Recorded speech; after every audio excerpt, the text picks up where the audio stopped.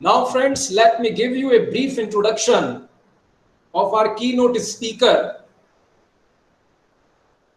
Shri Tirupati Chandra is a practicing advocate in Rajasthan High Court, principal seat at Jodhpur. His main areas of practice include criminal, civil, and constitutional side. And at present, Advocate Tirupati Chandra is also working as standing counsel for the Government of India. Now, friends, as you all know that today's topic of our webinar is domestic abuse. So what more can be done in this respect to prevent growing number of domestic violence cases? So today's webinar and today's topic will be focusing on such various important and significant aspects of the Protection of Women from Domestic Violence Act 2005. Now, friends, I would like to dedicate few lines to our keynote speaker before the session starts. जो ज्ञान का हो धनी, ईश्वर ने ऐसे लोग कम ही बनाए हैं। जो ज्ञान का हो धनी, ईश्वर ने ऐसे लोग कम ही बनाए हैं। जिन्हें बनाया है आज वो हमारे बीच में आए हैं। जिन्हें बनाया है आज वो हमारे बीच में आए हैं। Now, friends, without any further ado, I would now directly invite our keynote speaker, Shri Tirupati Chandra Sharma, to address us on today's topic. Shri Tirupati Chandra Sharma, please. Please, sir.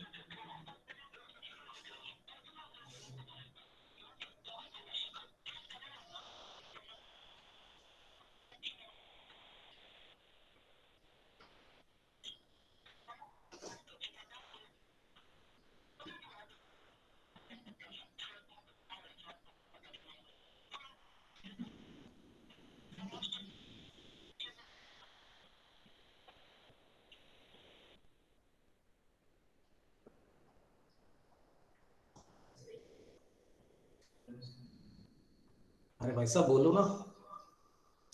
हाँ, आवाज ही नहीं आ रही है आपकी। आप पूछो कि आप ऑडिबल हो कि नहीं एक बार।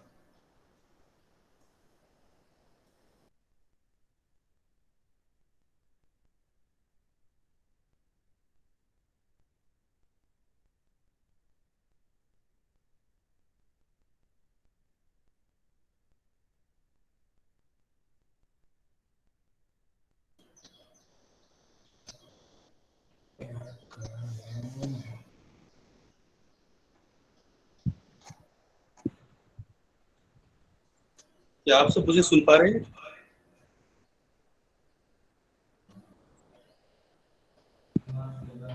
Yes, sir. Yes, sir. Sir मुझे लगा कि मैंने शुरू कर दिया। मुझे ऐसा इंफॉर्मेशन है कि क्या आप सुन पा रहे हैं डॉक्टर जोशी सर? क्या आप मुझे सुन पा रहे हैं? Yes, sir. You are audible. Sir please. Sir, please adjust camera. Sir Thank you, sir.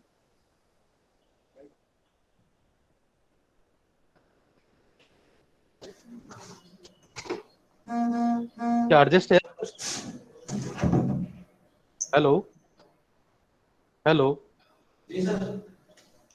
Hello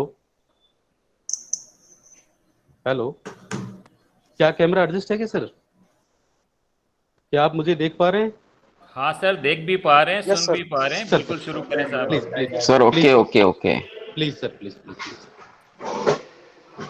तो मैं डॉक्टर जोशी सर का बहुत बहुत धन्यवाद करता हूँ। I am very very thankful कि इतना जो सामयिक विषय मुझे आज दिया इस वेबिनार के अंदर, और इन्होंने मेरी तारीफ में कहा कि बुद्धिजीवी हैं, पधारे हैं। तो एक अत्यंत बुद्धिजीवी व्यक्ति एक सामान्य व्यक्ति की तारीफ करे तो बड़ी गर्व की बात है।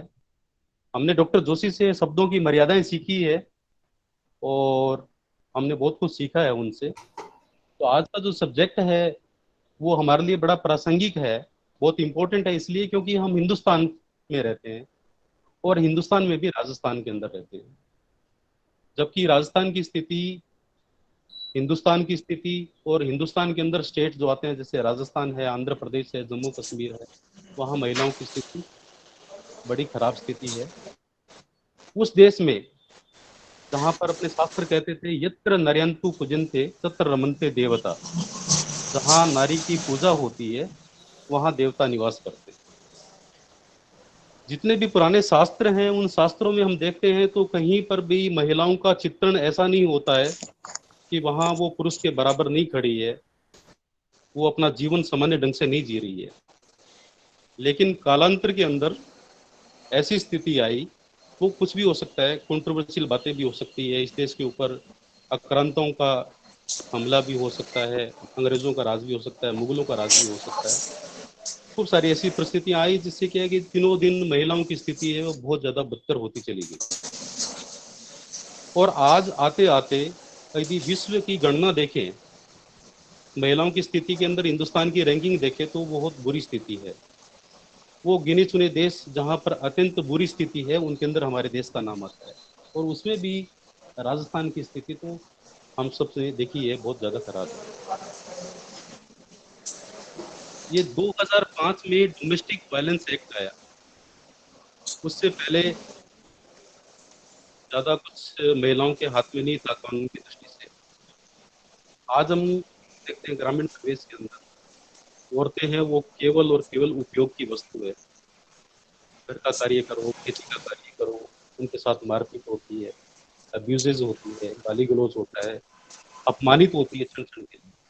ये ग्रामीण परिवेश में भी नहीं, शहरी परिवेश में भी आकर के देखते हैं तो अब्यूज के कई टाइप्स हम लोग देखने में आते हैं। और ऐसी स्थिति में उनके पास में रेमेडीज क्या रहती है, अपने अधिकारों को वो कैसे प्रवृत्त करवाए, इसके लिए डोमेस्टिक वायलेंस एक्ट 2005 की एक इस देश में लागू किया गया। हम इस पे चर्चा करेंगे। इससे पहले 2005 से पहले क्या स्थिति थी? 1961 के अंदर 498 ए और 304 बी ये अपनी आईपीसी के अंदर ऐड किया गया। उसके अलावा यदि देखें तो 125 सीआरपीसी मेंटेनेंस के लिए अवेलेबल था, और Hindu marriage act etcetera etcetera, इस सेक्शन 9 है, सेक्शन 13 है, वो अपनी रेमेडीज जैसे पुरुष को होती है वैसी महिलाओं को होती है। सर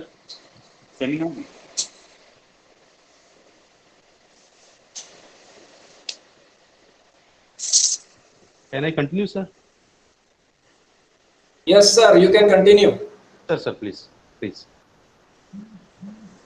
तो ऐसी स्थिति में जब देश में महिलाओं की स्थिति अत्यंत खराब रही, अब्यूजेस हर तरीके से, अब्यूज के भी खूब सारे टाइप हो सकते हैं, चाहे वो सेक्सुअल हो, चाहे वो मेंटली हो, चाहे वो फिजिकल टॉर्चर हो, या अपमानित करना हो, सोशल हो, किसी भी प्रकार का अब्यूज हो सकता है। फिर 2005 के अंदर डोमेस्टिक वायलेंस एक्ट है वो हमारे देश में लागू किया गया।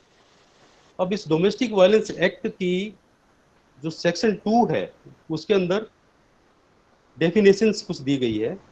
उसके अंदर एग्रीव्ड पर्सन कौन कौन होगा। तो एग्रीव्ड पर्सन के अंदर कोई भी लेडी है जिसके साथ में किसी प्रकार का कोई एब्यूज हुआ है, वो इसके अंदर एग्रीव्ड पर्सन के अंदर आती है। और इसके अलावा जो चाइल्ड है बिलो देन 18 ईयर, वो भी उसका एग्रीव्ड पर्सन के अंदर ही आएगा। प्रोटेक्शन ऑफिसर्स की भी डेफिनेशन दी गई है कि प्रत्येक स्टेट है वो अपने डिस्ट्रिक्ट के अंदर प्रोटेक्शन ऑफिसर है वो लगाएगी, जो कि महिला होगी। कोई भी महिला जो कि वायलेंस की शिकार है वो प्रोटेक्शन ऑफिसर के पास में जाकर के अपनी शिकायत लेके जा सकती है। प्रोटेक्शन ऑफिसर है उसको शिकायत को एक परफॉर्मा जो दिया गया है उस परफॉर्मे के अंदर ले जाकर के उसको मजिस्ट्रेट के सामने पुट करेगा। अब डोमेस्टिक वायलेंस के अंदर क्या क्या चीजें आती है कि किसी लेडी की सेफ्टी, किसी लेडी की लाइफ एंडेंजर्स है, कि लिम्ब और फिजिकली मेंटली हरेस की गई है, और कोई उसको करने के लिए टू डू सो, कोई इसको करने के लिए ईगर है, कोई उसको फिजिकल अब्यूज दी गई है, कोई उसको सेक्सुअल अब्यूज की गई है, कोई उसको वर्बल अब्यूज की गई है, कोई उसको इमोशनल अब्यूज की गई है, और कोई अनलॉफुल उसके साथ में डिमांड की गई है। तो ऐसी लेडी के साथ में ये माना जाएगा कि उसके साथ में डोमेस्टिक वायलेंस हुआ है, डोमेस्टिक अब्यूज उसके साथ में हुई है। हम अपनी सोसाइटी में रूटीन में देखते हैं कि ये सारी स्थितियां अमूमन मिल जाती है। ऐसा माना जाता है कि करीब 18% महिलाएं साधारणतया ऐसी स्थिति में आकर के और परेशान होकर के और उसकी बातों को बाहर लेकर के आती है। बाकी बहुत सारी महिलाएं जो है वो पूरा जीवन ऐसी स्थिति में गुजार देती है जिनके साथ में इस प्रकार की अब्यूज हुई है। मेरा निवेदन आपसे ये है कि हम बीइंग ए लॉयर या स्टूडेंट्स, हम ऐसी अब्यूजेस के अंदर महिला की हेल्प कर सकते हैं। और आपने जो सब्जेक्ट रखा है इस सब्जेक्ट के माध्यम से हम एक अवेयरनेस भी लेकर के आ सकते हैं उस रेमेडीज को जो इसमें डोमेस्टिक वायलेंस एक्ट में दिया गया है सेक्शन 17 से लेकर के सेक्शन 22 तक, और हम रेमेडीज अपने हायर कर सकते हैं। अब मैं कुछ एक उदाहरण देता हूं। जैसे अमूमन देखने में आता है कि महिलाओं को अचानक घर से बाहर निकाल दिया जाता है, या तो उनकी स्थिति ऐसी है कि वो अपने परिवार के साथ जा सकती है, परिवार माता पिता के पास जा सकती है, या कई बार महिलाओं की ये स्थिति होती है कि वो अपने परिवार में नहीं जा सकती, परिवार से भी उनका कोई संबंध नहीं होता, माता पिता से भी कोई संबंध नहीं होता, या माता पिता होते नहीं है। ऐसी स्थिति के अंदर जो प्रोटेक्शन ऑफिसर जो कि डोमेस्टिक वायलेंस एक्ट में दिया गया है वो बड़ा इंपॉर्टेंट रोल अदा कर सकता है, और वो उसके पास में जाने के बाद में वो उसकी कंप्लेंट है वो मजिस्ट्रेट तक फॉरवर्ड की जाती है। फिर दूसरी चीज ये है कि अपने ससुराल पक्ष के अंदर उसके साथ में बहुत बड़ा आवास उसको दिया है, उसके पास घर है, सामूहिक घर है, उस घर से निकाल दिया गया, तो अपने प्रोटेक्शन डोमेस्टिक वायलेंस एक्ट के अंदर हम मजिस्ट्रेट के पास में पावर होती है कि वो उसको साझा परिवार के अंदर आवास के अंदर उसको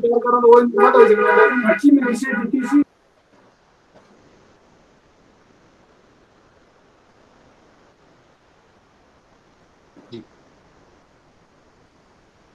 बीच में थोड़ा आवाज डिस्टर्ब हो गई थी। तो सेक्शन 17 से लेकर के सेक्शन 22 तक रेमेडीज एक मजिस्ट्रेट को पावर दिया गया है कि यदि कोई शिकायत उसके पास में प्रोटेक्शन ऑफिसर के माध्यम से, जिस डिस्ट्रिक्ट के अंदर प्रोटेक्शन ऑफिसर नहीं है उसमें किसी विधिक इंस्टीट्यूशन के माध्यम से, किसी लॉयर के माध्यम से, किसी पुलिस ऑफिसर के माध्यम से एक परफॉर्मा जो कि प्रिस्क्राइब किया गया है उस परफॉर्मे के अंदर यदि कोई एप्लीकेशन कंप्लेंट मजिस्ट्रेट के यहाँ रिसीव होती है तो मजिस्ट्रेट उस कंप्लेंट के ऊपर विचार करेगा। विचार करने के बाद में 3 दिवस के अंदर सामने वाले रिस्पोंडेंट्स के बारे में डोमेस्टिक वायलेंस एक्ट ये कहता है कि केवल और केवल मेल पुरुष ही उसके अंदर रिस्पोंडेंट हो सकता है। तो उस रिस्पोंडेंट को वो तलब करेगा, और तलब करने के बाद में सेक्शन 17 से लेकर के सेक्शन 22 तक जो चीजें जो रिलीफ दे सकता है वो रिलीफ उसके अंदर देगा। अब मैं रिलीफ की चर्चा करूं। मान लीजिए किसी लेडी को घर से निकाल दिया गया, उसका बच्चा उसको अपने घर के ऊपर रख लिया गया, बच्चा साथ में नहीं जाने दिया गया। आज उसकी स्थिति ये है कि न तो उसके पास में भोजन है, न उसको रहने का स्थान है, उसके अलावा सामाजिक रूप से वो बहुत ज़्यादा प्रताड़ित हो चुकी है, परिवार में उसको कहीं पर कोई मदद नहीं है। ऐसी स्थिति में डोमेस्टिक वायलेंस एक्ट है वो अपनी इम्पोर्टेंस है वो अदा करता है। जैसे ही प्रोटेक्शन ऑफिसर के माध्यम से या एडवोकेट्स के माध्यम से जो कंप्लेंट है वो जाती है मजिस्ट्रेट के पास में, उसमें मजिस्ट्रेट इंटीम रिलीफ जो कि सेक्शन 23 में प्रोवाइड की गई है, वो इंटीम रिलीफ एक्स पार्टी भी दे सकता है। उस इंटरिम रिलीफ के अंदर वो सब रिलीफ जो मेन प्रेयर के अंदर मांगी गई है वो रिलीफ एक बार दे सकता है। फॉर एग्जांपल, उसको मॉनेटरी रिलीफ दे सकता है, एक पेमेंट रेस्पोंडेंट को कहेगा कि आप उसको 5,000 10,000 जो कि उसकी परिस्थितियां जो फैक्ट एंड सिचुएशन से उसको कंसीडर करते हुए वो उसको रिलीफ देगा, धन की रिलीफ दे सकता है। रहने का आवास नहीं है, ऐसी स्थिति के अंदर उस साझा परिवार के अंदर रहने की व्यवस्था करने का आदेश दे सकता है कि आपको आदेशित किया जाता है कि आप इतने पीरियड के लिए आप इस स्थान के ऊपर इस घर के अंदर इस पार्ट में रह सकते हो। फिर भी उसको लगता है कि एंडेंजर्स हो सकता है लेडी को, उसको किसी प्रकार का खतरा हो सकता है उसी घर में, तो रेस्पोंडेंट्स को पाबंद कर सकता है, पुलिस ऑफिसर को डायरेक्शन दे सकता है।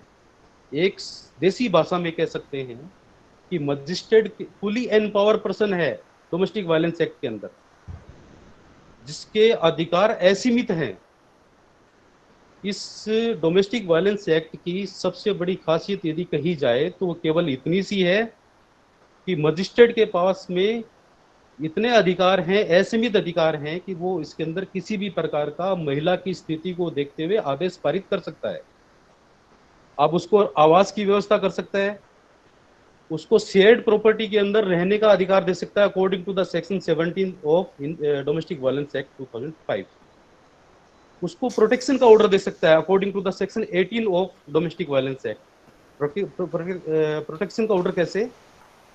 जैसे पुलिस ऑफिसर को डायरेक्शन दे दी कि इस महिला को किसी भी प्रकार की कोई तकलीफ नहीं हो, आप इंश्योर करोगे।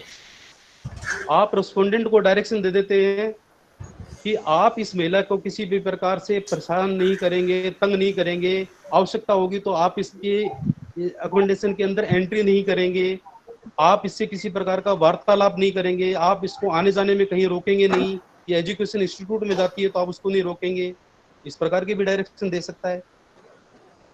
स्पेशल रेजिडेंस का ऑर्डर भी दे सकता है कि ये अलग स्थान के ऊपर रहेगी और उसका आपको रेंट आपको अदा करना पड़ेगा।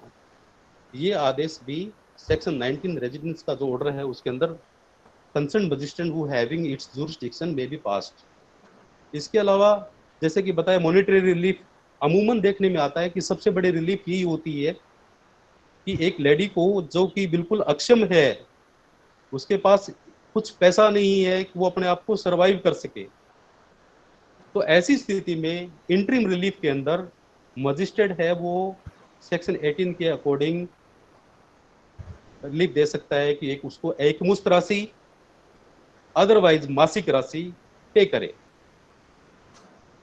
तो वो रिलीफ का भी पावर उसको मजिस्ट्रेट को है डोमेस्टिक वायलेंस एक्ट के अंदर। और लगता है कि इसको कंपनसेशन दिया जाना चाहिए तो उसको कंपनसेशन भी दे सकता है कि इसको आने में परेशानी हुई है, जाने में आने जाने में किसी प्रकार की तकलीफ हो सकती है, इसको रहने में या और कुछ उसको सुविधाओं की आवश्यकता होती है, या इसको मानसिक क्षति हुई है, इसको टॉर्चर हुई है, मेंटली हैरेस हुई है, ऐसी स्थिति के अंदर उसको कंपनसेशन अमाउंट है वो भी दो learned magistrate honourable magistrate deemed just and proper may pass. तो ऐसी स्थिति में एक महिला जो कि विपरीत परिस्थितियों में किसी के साथ में भी आ सकती है और अपने एनवायरनमेंट को देखते हुए, अपने देश की राज्य की स्थितियों को देखते हुए जहाँ महिलाओं की स्थिति बड़ी बदतर है, वो एक दो लाइनें हैं कि अबला जीवन हाय तेरी यही कहानी, आंचल में है दूध और आंखों में है पानी।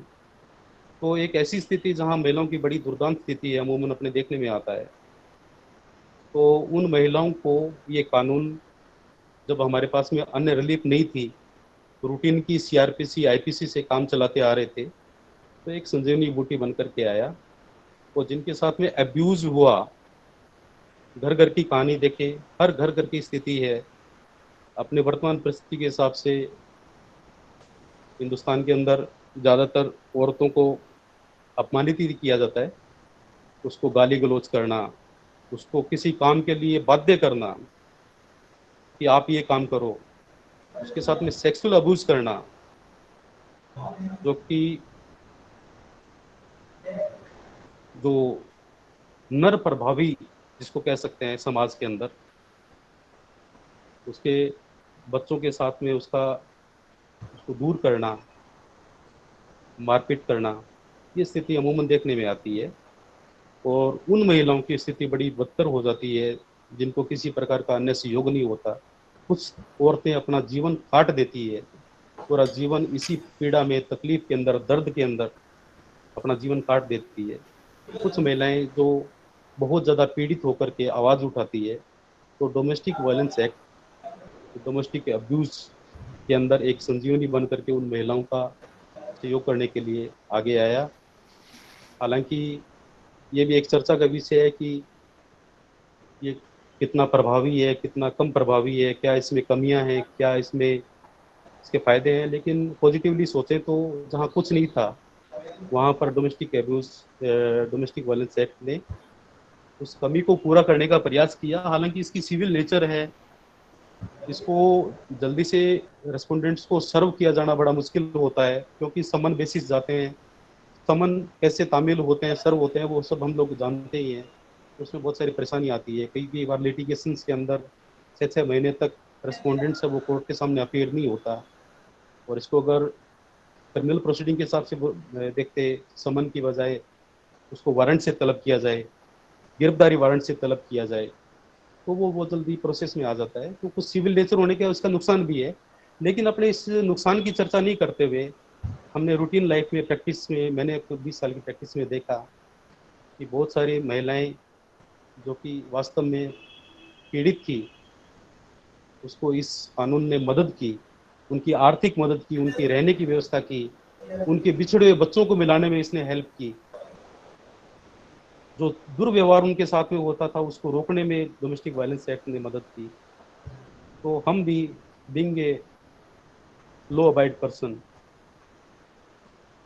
हम अपने समाज की जो महिलाओं की स्थिति बड़ी बदतर है, इस कानून का उपयोग करते हुए उनकी हेल्प कर सकते हैं, और अपने को करनी भी ही चाहिए। तो जो डोमेस्टिक वायलेंस एक्ट है उसकी डेफिनेशंस, मेरा निवेदन है कि आप एक एक शब्द को, क्योंकि शब्दों की बड़ी महिमा होती है। जैसे मैं एक एग्जांपल आपको दूं कि अपने जैसे 307 आईपीसी के अंदर इंटेंट टू मर्डर होता है।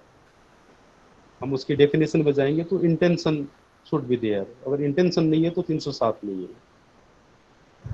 तो एक एग्जांपल मैं आपके सामने और आपके इंटरेस्ट के लिए रखता हूं कि एक व्यक्ति ने दूसरे व्यक्ति के सर के ऊपर लाठी से वार किया, लाठी से मारा। सर है वो वाइटल पार्ट है, वाइटल पार्ट पे इंजरीज है, तो इंटेंट टू मर्डर है कि आप सर के ऊपर मार रहे हैं, तो निश्चित रूप से उसको जान से मारने का प्रयास कर रहे हैं। अब जब कोर्ट के सामने ये केस आता है तो दोनों तरफ के वकील, कंप्लेंट साइड से भी होता है और रेस्पोंडेंट साइड से भी होता है। अब कंप्लेंट साइड का वकील है, वो कहता है कि सर इन्होंने मेरे सर के ऊपर लाठी मारी है, तो इनका इंटेंशन तो क्लियर है, इसलिए 307 is made out against the accused person. और अदर हैंड जो रेस्पोंडेंट का वकील होता है, जो कि एक्यूज का वकील होता है, वो के साथ there is no repetition, single injury head के ऊपर, मेरे हाथ में लाठी थी, मैं उसके ऊपर कहीं भी मार सकता था, मेरा इंटेंशन टू मर्डर होता तो उसको मैं रिपीट करता मारने के लिए। इस एग्जाम्पल से है कि अपनी लॉ के अंदर एक एक शब्द बड़ा इंपॉर्टेंस रखता है। इसलिए जो अब्यूज वर्ड है, इस अब्यूज वर्ड को बहुत डिटेल से देखने की आवश्यकता है। इस अब्यूज में आता क्या क्या है? इस अब्यूज के अंदर आता है वो सब चीजें जो महिला की आह का कारण होती है। आप इसको समझने का प्रयास करो। ये अथाह समुद्र है, आह का कारण, दर्द का कारण, आंख में आंसू का कारण बनती है, पीड़ा का कारण बनती है, शर्मिंदगी का कारण बनती है। लेडी को कह दिया कि आप बदचलन हो, इट्स अब्यूज। आपको कि मैं जैसे एक्ट करता हूं वैसे आप एक्ट करो, ये अब्यूज है। आप उससे असभ्यता से बात करो, आप उसका नाम बिगाड़ के बात करो, ये उसके साथ में अब्यूज है। आप उससे बदतमीजी से बात करो, अब्यूज है। आप उसके ऊपर हाथ चलाते हो, मारपीट करते हो, ये अब्यूज है। आप उसको अपमानित करते हो, अपनी सहेलियों में, मित्रों में, फ्रेंड सर्किल के अंदर बैठी है, वहां जाकर के आप उसको दो शब्द ऐसे बोलते हो जिससे उसके दिल को चोट पहुंचती है, ये अब्यूज है। तो वो अथाह समुद्र जिसके अंदर किसी महिला के दर्द का कारण बनती है, वो अब्यूज है। और इस अब्यूज के वातावरण से उस महिला को रेमेडीज प्रोवाइड कराने के लिए डोमेस्टिक वायलेंस एक्ट है। इसको पूरा पढ़ेंगे तो हमें पूरा समझ में आएगा। लेकिन जो इंपॉर्टेंट चीज है वो ये है कि इसका जो जुरिस्डिक्शन होता है वो मजिस्ट्रेट के पास में होता है, कंसर्न्ड मजिस्ट्रेट के पास में होता है, वो हैविंग इट्स जुरिस्डिक्शन। इसको हम डिस्ट्रिक्ट कोर्ट में या हाई कोर्ट के अंदर नहीं फाइल करते हैं। नंबर एक चीज, अपने सबसे पहले ये देखेंगे कि प्रोटेक्शन ऑफिसर इज अवेलेबल और नॉट। अगर प्रोटेक्शन ऑफिसर अवेलेबल है तो लेडीज सीधा ही जो कि विक्टिम है वो जाएगी प्रोटेक्शन ऑफिसर के पास में। दूसरी चीज इंपॉर्टेंट ये है कि यदि प्रोटेक्शन ऑफिसर, जैसा कि राजस्थान के अंदर एक दो स्थान को छोड़कर के बाकी सब जगह नहीं है, अगर प्रोटेक्शन ऑफिसर नहीं है तो being a next friend, as a lawyer, हम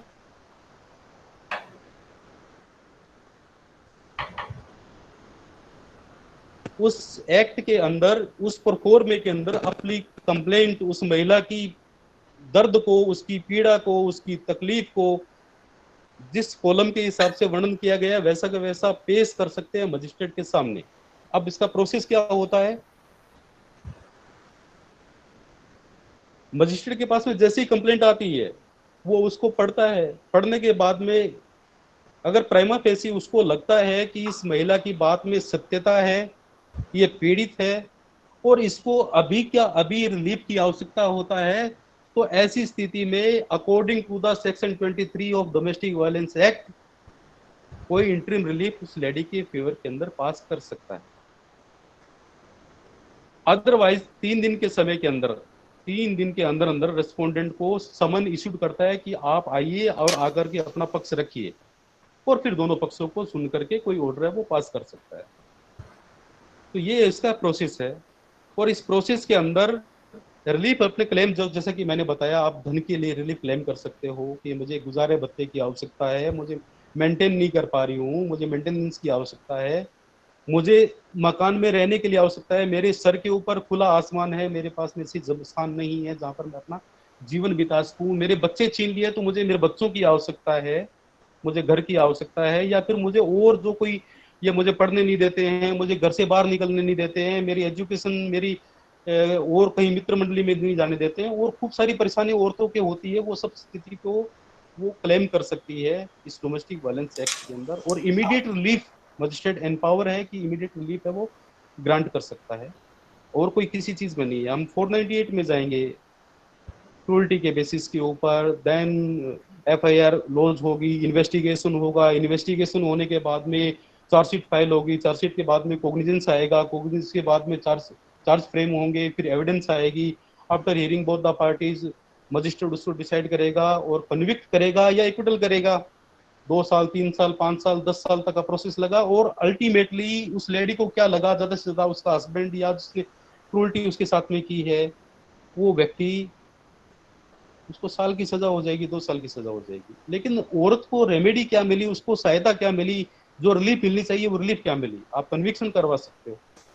लेकिन डोमेस्टिक वायलेंस एक्ट है वो आपको, उस लेडी को जो पीड़ित है उसको इमीडिएट रिलीफ है वो प्रोवाइड करवाता है, उसको आर्थिक रूप से संबल बनाने में, उसको रहने की व्यवस्था करने में, उसको अन्य जो भी सुख सुविधाओं की आवश्यकता होती है जो उसके जीवन यापन के लिए आवश्यक होती है, उसको इस डोमेस्टिक वायलेंस एक्ट के अंदर प्रोवाइड करवाई जा सकती है। इसके अलावा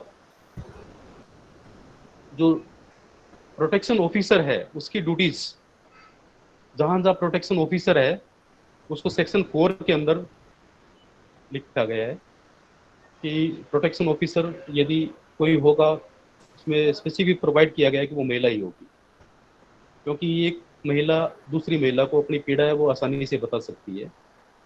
ये उस स्थान की बात हो रही है जहां पर प्रोटेक्शन ऑफिसर है वो स्टेट गवर्नमेंट ने उस डिस्ट्रिक्ट हेडक्वार्टर के ऊपर अपॉइंट कर रखा है। अब जो एक लॉयर का कार्य होता है वो उसको प्रोटेक्शन ऑफिसर के पास में पावर होता है कि वो कंप्लेंट लेकर के मजिस्ट्रेट के पास में जाए, या उसके रहने की व्यवस्था करे जब तक उसकी कोई दूसरी व्यवस्था नहीं हो जाती है। शेल्टर होम बनाए गए हैं, उस शेल्टर होम के अंदर उसकी रहने की व्यवस्था करे।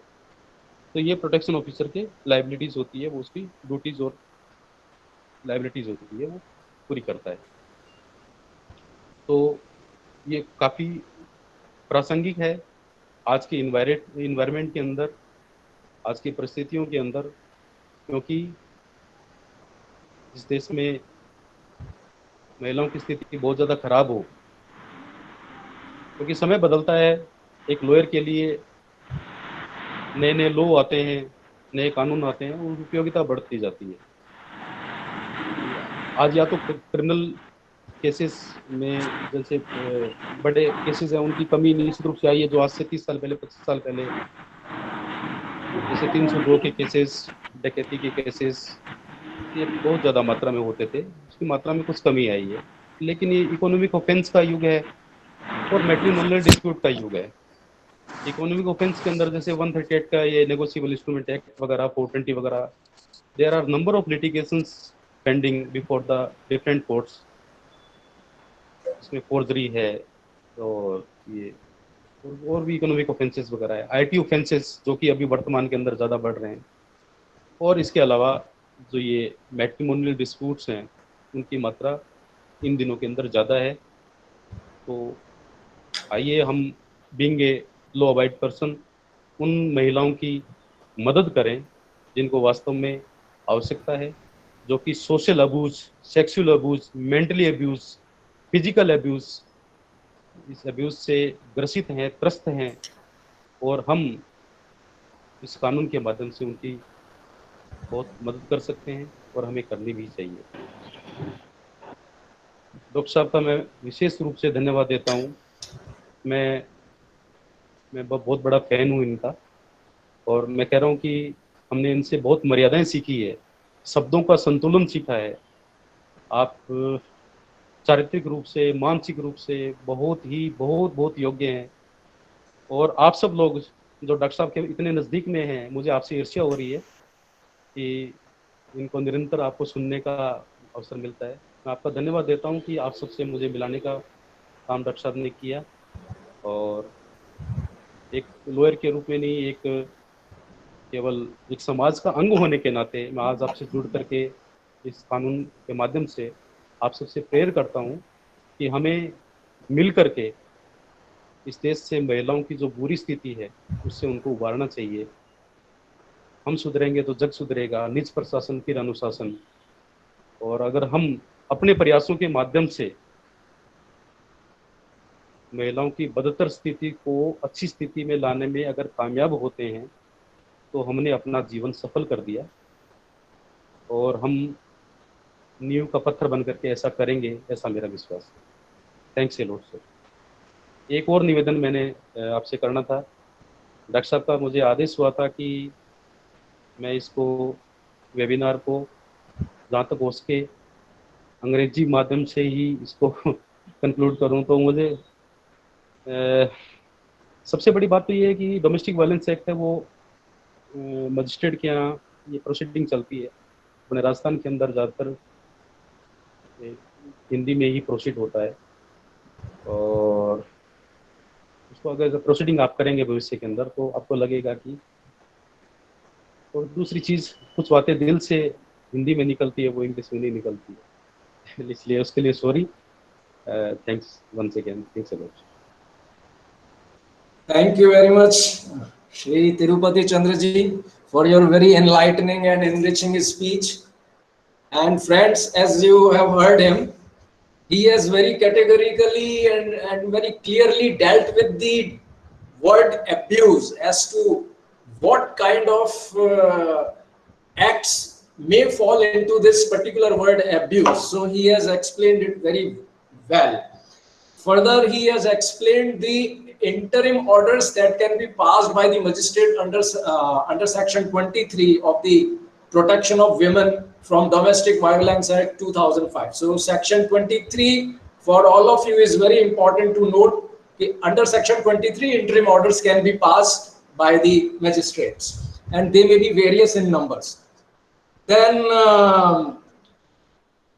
Shri Advocate Tirupati Chandra ji further explained the powers and duties of protection officers, which is a very important limb as far as Domestic Violence Act 2005 is concerned.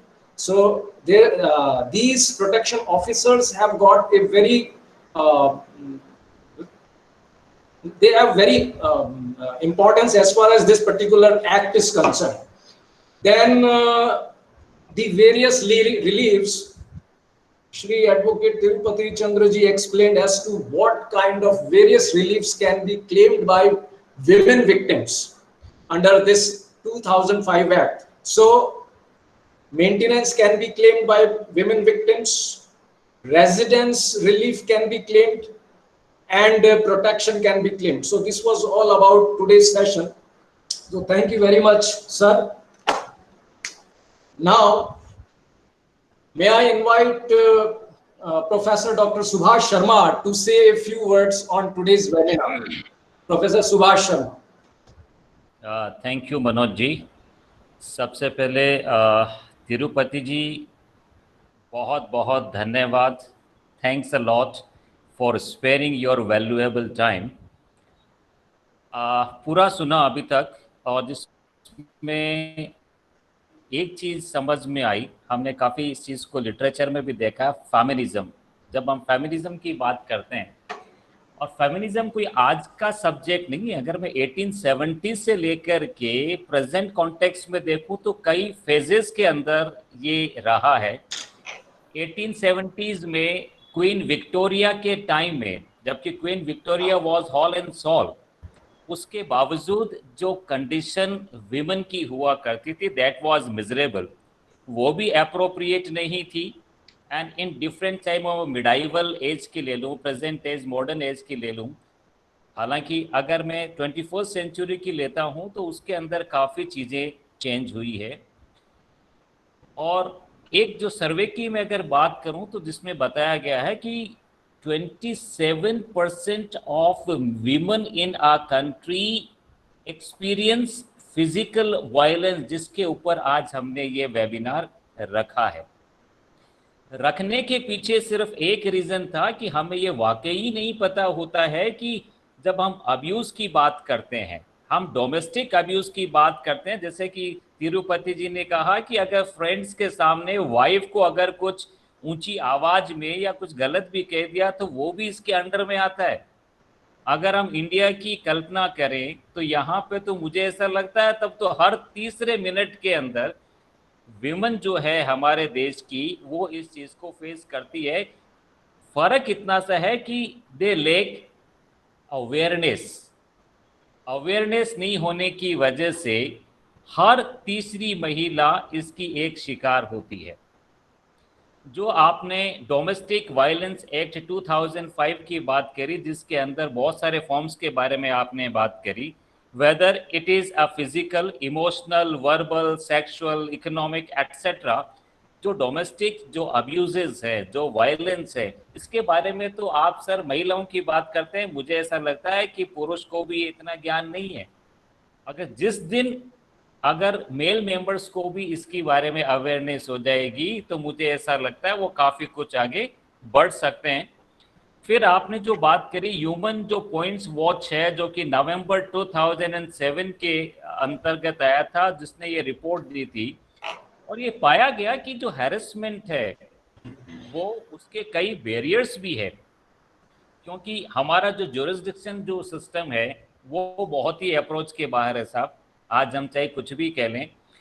और जो लैक्यूनाज हम लोगों के अंदर है, क्योंकि अवेयरनेस की बात ही नहीं हो रही है। आज सुबह भी जब मैं मीटिंग ले रहा था, बात कर रहे थे हम आपस के अंदर फैकल्टी कोलिग्स में, तो हमारा तो ये भी मानना था कि चाहे वो मैनेजमेंट का हो, चाहे और कोई भी सब्जेक्ट हो, कोर्स हो, एक लेमैन की हैसियत से हमें लॉ उसको इनकॉर्पोरेट करना चाहिए, ताकि लॉ के बारे में एक नॉलेज हम लोगों को होना चाहिए।